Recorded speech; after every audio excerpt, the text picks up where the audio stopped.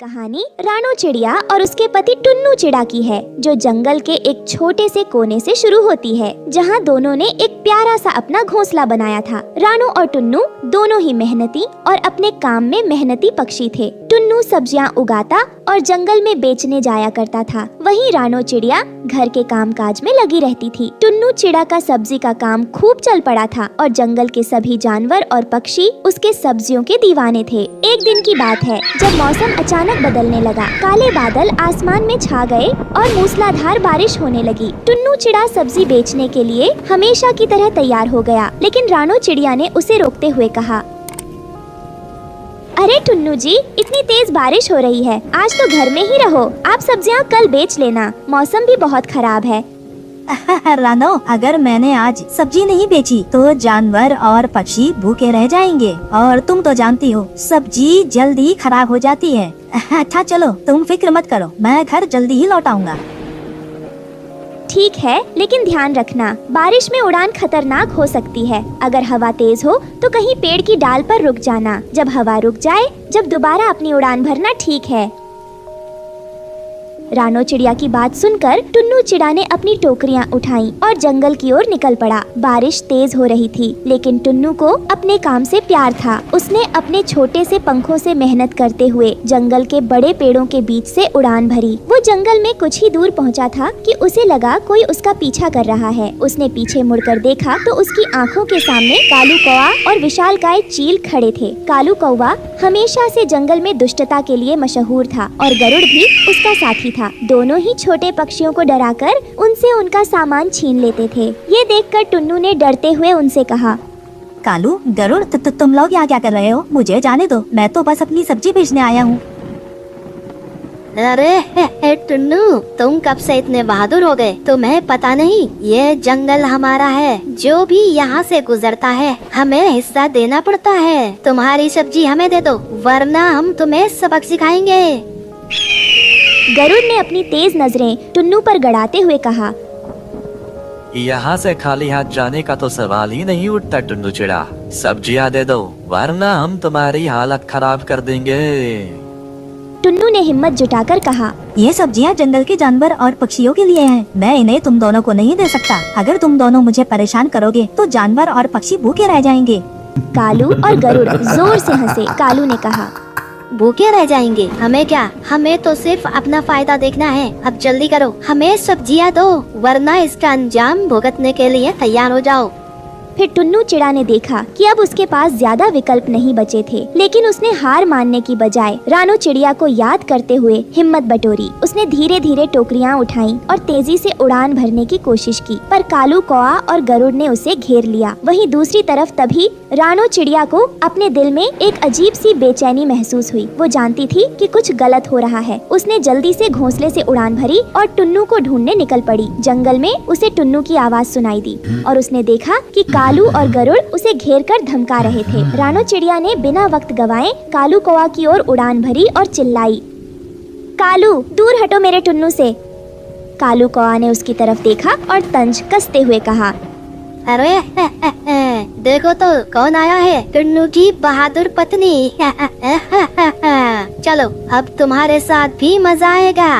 हम मेहनत से कमाते हैं, तुम लोग हमें क्यों तंग करते हो? जंगल में सभी को रहने का हक है और सभी को अपने हिस्से का खाना मिलना चाहिए।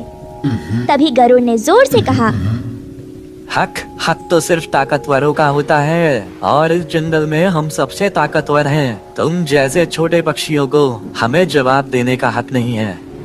रानू चिड़िया ने साहस भरी आवाज में कहा, ताकत सिर्फ पंखों में नहीं होती, ताकत दिल में होती है। हम मेहनत और ईमानदारी से जीते हैं और तुम जैसे डरपोक पक्षी हमसे हमारी मेहनत का फल नहीं छीन सकते। कालू और गरुड़ ने उसकी बात पर ध्यान नहीं दिया और टुन्नू की टोकरियों पर झपटने लगे। तभी रानू ने एक तेज आवाज में अपने दोस्तों को पुकारा। जंगल के और पक्षी जैसे कबूतर, तोते और बुलबुल, लाडो तेजी से उसकी मदद के लिए पहुंच गए। अब कालू कौवा और गरुड़ ने देखा कि वे फंस गए हैं। इतने सारे पक्षियों के सामने वे दोनों कुछ नहीं कर सकते थे। मजबूरन उन्होंने पीछे हटते हुए कहा, ठीक है, आज तो तुम जीत गए, लेकिन ये बात याद रखना, हम फिर लौटेंगे।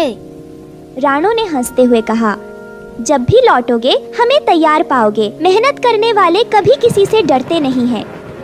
टुन्नू चिड़ा ने राहत की सांस ली और रानो चिड़िया को गले लगाते हुए कहा, रानो, तुमने आज मेरी जान बचाई है। अगर आज तुम वक्त पर नहीं आती तो ये दोनों दुष्ट पक्षी मुझे मार देते। रानो ने प्यार से कहा, तुम तो जानते हो हम दोनों एक दूसरे के बिना अधूरे हैं। जब भी कोई मुश्किल आएगी हम साथ मिलकर उसका सामना करेंगे। इसके बाद टुन्नू और रानो ने अपनी टोकरियां उठाईं और जंगल के जानवरों और पक्षियों के पास जाकर अपनी ताज़ा सब्जियां बेचने लगे। जानवरों और पक्षियों ने भी खुश होकर सब्जियां खरीदी और उन्हें धन्यवाद दिया। वो दिन रानो और टुन्नू के लिए खास था। उन्हें ये समझ में आ गया कि जंगल में रहना आसान नहीं है, लेकिन अगर हिम्मत और एकजुटता हो तो कोई भी बुरी ताकत उनका कुछ नहीं बिगाड़ सकती। कुछ दिनों बाद कालू कौआ और गरुड़ ने भी समझ लिया कि छोटे पक्षियों के साथ लड़ाई में कुछ हासिल नहीं होगा। धीरे धीरे वे दोनों जंगल में दिखाई देना कम हो गए और इस तरह रानो चिड़िया और टुन्नू चिड़ा ने अपनी मेहनत से जंगल में एक नाम बनाया। वे दोनों मिलकर अपने छोटे से संसार में खुशहाल जीवन बिताने लगे और सबको यह सिखाया कि सच्चाई और मेहनत से जीते हुए किसी भी मुश्किल का सामना किया जा सकता है। गांव के एक कोने में स्थित रानो चिड़िया का छोटा सा घर था, जिसे घोंसला कहना ही बेहतर होगा, जो बहुत पुराना और जर्जर था। मिट्टी की दीवारें, ऊपर घास फूस की छत और चारों तरफ बारिश की बूंदों से टपकते हुए पानी। यही था रानो का घर, जहां वो अपने 2 बच्चों के साथ रहती थी, जिनका नाम गुड़िया और कुकू था। वो तीनों बहुत गरीब थे, लेकिन उनकी दुनिया में एक दूसरे का साथ ही सब कुछ था। गुड़िया और कुकू दोनों छोटे बच्चे थे, जिनकी जिंदगी में ज्यादा खेल खिलौने तो नहीं थे, पर उनके पास एक बड़ी हसरत थी, टीवी। माँ, जब बारिश होती है तो हम बाहर नहीं जा पाते और तब टीवी देखने का मन करता है। हाँ, बाकी बच्चों के तो घरों में टीवी है, हम क्यों नहीं देख सकते? रानो चुपचाप अपने बच्चों की बातों को सुन रही थी। उसकी आंखों में कुछ संकोच था, क्योंकि वो जानती थी कि टीवी लाना आसान नहीं है। पैसे बहुत कम थे और जीवन संघर्षमय था, लेकिन रानो का दिल अपने बच्चों की छोटी छोटी खुशियों के लिए धड़कता था। वो चाहे जितनी भी गरीब हो, उसने तय कर लिया था कि वो अपने बच्चों की यह इच्छा किसी भी हाल में पूरी करेगी। अरे बेटा, धैर्य रखो, एक दिन हमारा भी घर टीवी से जगमगाएगा। सच में माँ, क्या हमारे पास भी टीवी होगा? हाँ बेटा, एक दिन जरूर होगा, तुम बस देखती जाओ। रानो ने अपने बच्चों को दिलासा तो दिया, लेकिन उसके मन में सवाल था कि वह इतनी महंगी चीज कैसे लाएगी। वो रोज कड़ी मेहनत करती थी, कभी दाने इकट्ठे करती तो कभी खेतों में मजदूरी करती। उसकी हर दिन की कमाई से बस पेट भर पाना मुश्किल होता था, लेकिन अब उसकी आंखों में सिर्फ एक ही सपना था, अपने बच्चों के लिए टीवी लाना। वहीं गांव में एक शरारती और चालाक कौवा रहता था, जिसका नाम कालू कौवा था। वो हमेशा रानो चिड़िया को तंग करता रहता था। उसे रानो की गरीबी देखकर मजा आता था और वो हमेशा उसका मजाक उड़ाने के मौके ढूंढता रहता। एक दिन कालू कौवा ने देखा कि रानो अपने घर के बाहर बैठी है और उसने उसकी कमजोर स्थिति का फायदा उठाने की सोची। अरे रानो, क्या बात है, इतने दिनों से देख रहा हूँ तुम्हारा घोंसला वैसे का वैसा ही है। क्या तुम कभी अमीर बन पाओगी? कालू, मेरा घर चाहे छोटा हो पर दिल बड़ा है। हम गरीब हैं, लेकिन मेहनत से अपना पेट भरते हैं। अरे रे रे, टीवी के बिना क्या तू बड़ा होगा? आजकल तो सबके घर में टीवी है और तुम अब भी यहाँ पुराने तरीके से जिंदगी बिता रही हो। रानो ने कालू की बातों का कोई जवाब नहीं दिया, लेकिन उसका मन भीतर से चोटिल हो गया। वो जानती थी कि कालू उसकी हंसी उड़ाने आया है, पर वो भी ठान चुकी थी कि वो टीवी लाकर ही दम लेगी। उसने फिर से पैसे जोड़ने शुरू कर दिए। कई महीने गुजर गए। रानो ने अपनी कड़ी मेहनत और कुछ बचत के साथ एक छोटा सा टीवी खरीदने का फैसला किया। वो उस दिन बहुत खुश थी। जब वो टीवी लेकर घर आई तो गुड़िया और कुकू की खुशी का कोई ठिकाना नहीं था। माँ, ये सच में हमारे घर में है? अब हम भी टीवी देखेंगे। धन्यवाद माँ, अब बारिश हो या धूप हम टीवी देख सकते हैं।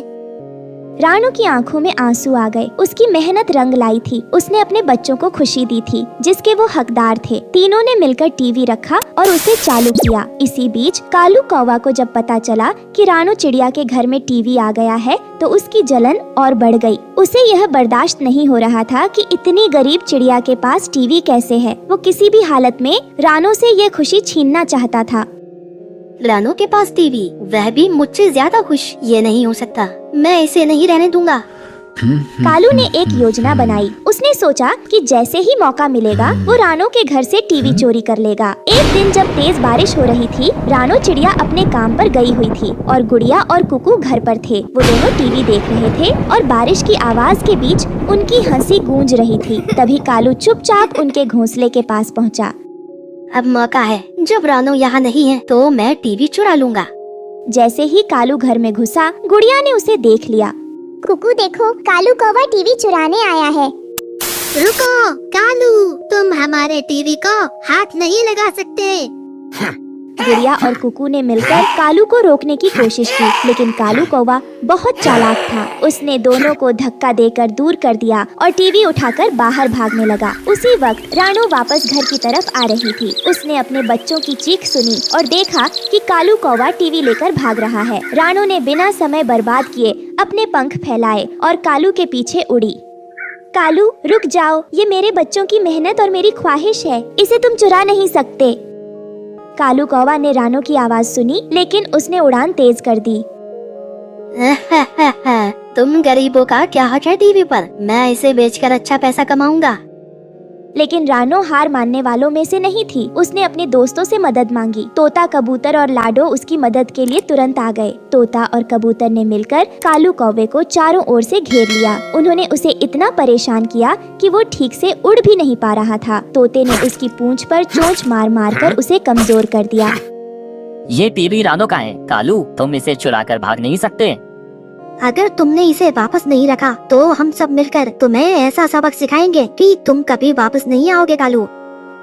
कालू को अब अपनी हार समझ में आ गई थी। वो जानता था कि अब ज्यादा देर तक वो टीवी लेकर भाग नहीं सकता। आखिरकार उसने टीवी को गिरा दिया और तेजी से उड़कर दूर चला गया।